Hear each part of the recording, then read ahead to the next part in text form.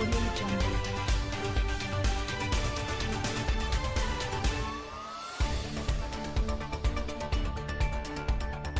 Meghan Markle and Prince Harry were protected by Taylor Swift's bodyguards during their whistle-stop tour of New York City.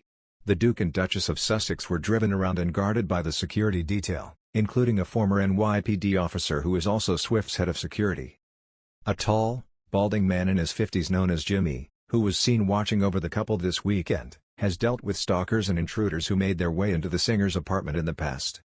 Another guard, who is shorter, burlier, and in his 40s, has also been seen guarding Swift, including during her appearance at the 2019 VMAs.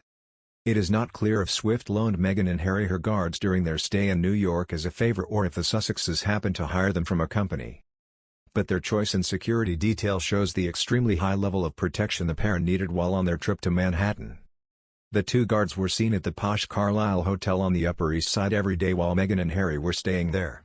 They were spotted out front coordinating with other security personnel, including those who claimed to be with the Department of Homeland Security. Whenever the Sussexes went anywhere, the two men, who wore blazers, chinos and had their shirts untucked, always went with them. Jimmy was featured in a 2014 profile of Swift in Rolling Stone which said that he provided DEFCON 3 level security for the singer. He reportedly lives in a $5 million apartment across the hallway from Swift's $15 million penthouse in a residential building in Tribeca and controls the locks on the front door regardless of who comes in and out, such as other famous residents like Orlando Bloom.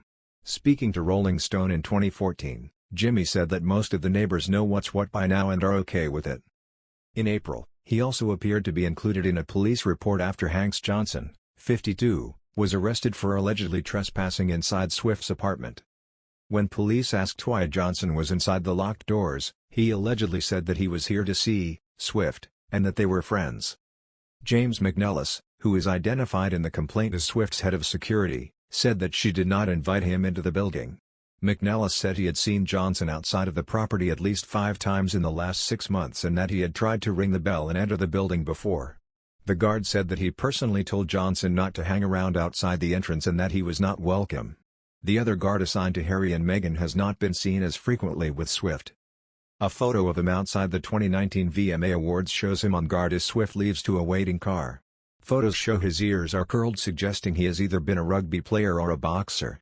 Swift has been the victim of a slew of stalkers including Eric Swarbrick, who broke into her home, took a shower and fell asleep. He was arrested and jailed for 6 months. Another stalker was given a restraining order for sending Swift letters saying he wanted to rape and kill her. In an interview with Cosmopolitan, Swift said that stalker incidents make her nervous and she tries not to talk too much about it because it scares me. She said, "Sometimes you get a dude who kind of wants to steal you. That's why I'm so grateful I have people looking after me, like my bodyguard, Dennis." Swift added that stalkers were the price you pay for doing what you love. Meghan and Harry's security entourage also included a driver in his 70s who wore a white flat cap and another driver, a man in his 30s with a beard who was always dressed smartly in a suit and vest. A black man who drove in Meghan and Harry's convoy in a black Escalade with tinted windows told DailyMail.com this week that he was the Department of Homeland Security. The man did not specify which agency, and experts said that he could have been drafted in to provide coverage because of the high demand for protection during the week of the United Nations General Assembly. Meghan and Harry arrived in New York on Wednesday, where they were seen having a drink in the bar of the Carlisle. On Thursday they visited the World Trade Center with New York Mayor Bill de Blasio and New York Governor Kathy Hochul before going on a walk around the 9/11 memorial. The couple on Friday visited a school in Harlem and ate at a soul food restaurant before having an hour-and-a-half meeting with the Deputy UN Secretary-General on Saturday. On Saturday night they spoke at the Global Citizen Concert in Central Park, where they called for more coronavirus vaccines to be made available to developing nations.